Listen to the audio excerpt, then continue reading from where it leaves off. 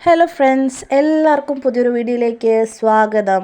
അപ്പോൾ PCOD PCOS ഉള്ള എല്ലാവരും അറിഞ്ഞിട്ടുണ്ടായിരിക്കും. നമ്മളുടെ കൂട്ടുകാരന് അല്ലെങ്കിൽ കൂട്ടുകാരിക്ക് പുതിയൊരു പേര് കിട്ടിയിരിക്കുകയാണ്. PCOS എന്ന് പറയുന്നതിന് പകരം നമ്മളിനി PMOS എന്ന് പറയണം എന്നാണ് നാമനിർദ്ദേശം കിട്ടിയിരിക്കുന്നത്. അപ്പോൾ എന്താണ് PMOS എന്ന് നമുക്ക് നോക്കിയാലോ.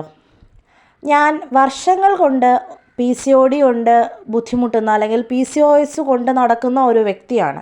അപ്പോൾ അതുകൊണ്ട് തന്നെ എനിക്ക് ഇതിൻ്റെ ഒരുപാട് കാര്യങ്ങൾ പറഞ്ഞു തരാനും റിലേറ്റ് ചെയ്യാനും പറ്റും. അത് എന്നെപ്പോലെ PCOD വർഷങ്ങളായിട്ട് അനുഭവിക്കുന്നവർക്ക് കൃത്യമായി മനസ്സിലാക്കാൻ പറ്റും. PCOS എന്ന പേരിൽ നിന്നും PMOS എന്ന് മാറ്റിയത് കൃത്യമാണോ അല്ലയോ എന്നും. PCOS എന്ന് പറയുന്നത് പോളിസിസ്റ്റിക് ഒവേറിയൻ സിൻഡ്രോം എന്ന് മാത്രമേ ഉള്ളൂ. അതായത് അത് ഓവറിയെ ബാധിക്കുന്ന ഒരു അസുഖം എന്ന് മാത്രമേ നമുക്കൊരു സ്കാൻ റിപ്പോർട്ട് എടുത്താലും ഓവേറിയൻ എന്നവിടെ കാണും. ഓവറിയെ മാത്രം ബാധിക്കുന്ന ഒന്ന് എന്നായിരിക്കും നമുക്ക് വരുന്ന റിപ്പോർട്ട്. നമ്മൾ ഇതുവരെ മനസ്സിലാക്കിയതും അതാണ്. PCOD അല്ലെങ്കിൽ PCOS എന്ന് പറയുന്നത് ഓവറിയെ മാത്രം ബാധിക്കുന്ന ഒരസുഖം. അതിന് പല സിംറ്റംസ് ഉണ്ടെന്ന് മാത്രമേ നമുക്ക് അറിയാവുകയുള്ളൂ അല്ലേ. അപ്പോൾ നമുക്ക് എന്തൊക്കെയാണ് ഈ ഓവറിയെ മാത്രം ബാധിക്കുന്ന അസുഖം കൊണ്ട് നമ്മുടെ ശരീരത്തിൽ മുഴുവൻ ഉണ്ടാകുന്നത് എന്ന് നമുക്ക് നോക്കാം. പോളി എൻഡോക്രൈൻ എന്ന് പറയുന്നത് ഞാൻ മനസ്സിലാക്കിയെടുത്തോളം, ഞാനൊരു ഡോക്ടറൊന്നുമല്ല, എന്നാലും എനിക്കറിയാവുന്നുള്ളത് ഞാൻ പറയുകയാണ് കേട്ടോ. അതായത് നമ്മളുടെ ശരീരത്തിലെ ഹോർമോൺസിനെ അല്ലെങ്കിൽ ഗ്രന്ഥികളെ ബാധിക്കുന്ന ഒരു അവസ്ഥയാണ് എൻഡോക്രൈൻ ഡിസോർഡേഴ്സ് എന്ന് പറയുന്നതെന്നാണ് ഞാൻ മനസ്സിലാക്കിയത്. എത്രത്തോളം ശരിയാണെന്ന് ആർക്കെങ്കിലും അറിയാമെങ്കിൽ കമൻറ്റ് ചെയ്യാം. അപ്പോൾ poly endocrine metabolic ovarian syndrome.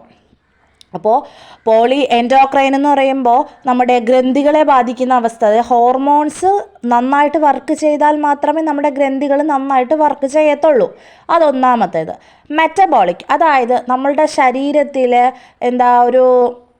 ഒരു എനർജറ്റിക് ആയിട്ടുള്ളൊരു സംഭവം ഉണ്ടല്ലോ. മെറ്റബോളിസം ഡൗൺ ആകുമ്പോൾ നമ്മുടെ ശരീരം തടി വയ്ക്കും, ശരീരത്തിൽ ഫാറ്റ് കറക്റ്റായിട്ട് ഫുഡ് ഡൈജസ്റ്റ് ആവില്ല, അങ്ങനത്തെ ഒക്കെ കാര്യങ്ങൾ വരുന്നതാണ് മെറ്റബോളിക്. അടുത്ത് അതിൻ്റെ ഒരു ഭാഗം മാത്രമാണ് ഓവറിയിൽ ബാധിക്കുന്നത്, അല്ലാതെ ഓവറിയിൽ നിന്നുണ്ടാവുന്ന ഒരു സംഗതിയല്ല. അപ്പോൾ ഒവേറിയനിൽ അത് ബാധിക്കുന്നു, അതൊരു സിൻഡ്രോം ആവുന്നു. അപ്പോൾ അതിലൂടെ നമുക്ക് എന്തൊക്കെ ഉണ്ടാവുന്നു? ഹോർമോണൽ ഇംബാലൻസ് ഉണ്ടാകുന്നു, ആൻഡ്രജൻ ഹൈ ആവുന്നു, മെയിൽ ഹോർമോൺസ്, പിന്നെന്താ മൾട്ടിപ്പിൾ സ്മാൾ ഫോളിക്കിൾസ് വരുന്നു. അതായത് 10 വരെ ഒരു ഫോളിക്കിൾസ് നമ്മുടെ ഓവറിക്കകത്തുണ്ടെങ്കിൽ അത് PCODയുടെ ഇതിൽ വരുന്നില്ല. പക്ഷേ 10 മുകളിലോട്ട്, 20 മുകളിലോട്ടൊക്കെ, 20 മുകളിലോട്ടൊക്കെ ആണെങ്കിൽ അത് high risk polycystic ovary syndrome ആയിട്ട് കണക്കാക്കും. പിന്നീട് നമ്മുടെ ശരീരത്തിൽ ഉണ്ടാകുന്നത് hair thinning or hair loss, അതായത് മുടി കട്ടി കുറയുക, മുടി പൊട്ടിപ്പോവുക. പിന്നെ ഏറ്റവും പ്രധാനമായിട്ടുള്ളത് ഇറഗുലർ ഓർ ആബ്സെൻറ്റ് പീരിയഡ്സ്. റെഗുലറായിട്ട്, അതായത് 45 ഡേയ്സ് 50 ഡേയ്സ് 2 മാസം 3 മാസത്തിലൊരിക്കൽ വരിക, അല്ലെങ്കിൽ പീരീഡ്സേ വരാതെ വരിക എന്നുള്ളൊരു സിവിയർ ആയിട്ടുള്ള ഒരു കണ്ടീഷൻ. പിന്നെ ഇൻസുലിൻ റെസിസ്റ്റൻസ്, ഇതെല്ലാം കഴിഞ്ഞുണ്ടാവും ഇൻസുലിൻ റെസിസ്റ്റൻസ്. ഷുഗറിന്, അതായത് നമ്മുടെ ശരീരത്തിൽ പഞ്ചസാരക്ക് ബാലൻസ് ചെയ്യാൻ പറ്റാത്തൊരവസ്ഥ, അത് വരുമ്പോൾ എന്തുണ്ടാവും? നമ്മുടെ ശരീരത്തിൽ തനിയെ വെയ്റ്റ് ഗെയിൻ ഉണ്ടാകും. പിന്നെ സിസ്റ്റിക് ആക്നെ, ഓയിലി സ്കിൻ, അതായത് ചിലർക്ക് മുഖക്കുരു മുഴുവൻ കാണും, ചിലർക്ക് കട്ടിയായിട്ടുള്ള മുഖക്കുരു ആയിരിക്കും. അതാണ് സിസ്റ്റിക് ആക്നെ. PCOD ഉള്ളവരുടെ പ്രധാന ലക്ഷണമാണ് താടിയുടെ ഭാഗത്തായിട്ട് സിസ്റ്റിക് ആക്നെ ഉണ്ടാവുക. പിന്നെ എക്സസ് ഹെയർ ഗ്രോത്ത്, ആവശ്യമുള്ള തലയിൽ ഹെയർ പോവുകയും ആവശ്യമില്ലാത്ത സ്ഥലങ്ങളിൽ, അതായത് ബ്രസ്റ്റ്, നമ്മുടെ പ്രൈവറ്റ് പാർട്ട് ഏരിയ, അവിടെയെല്ലാം എന്തുണ്ടാവും? ഹെയർ വളരുക.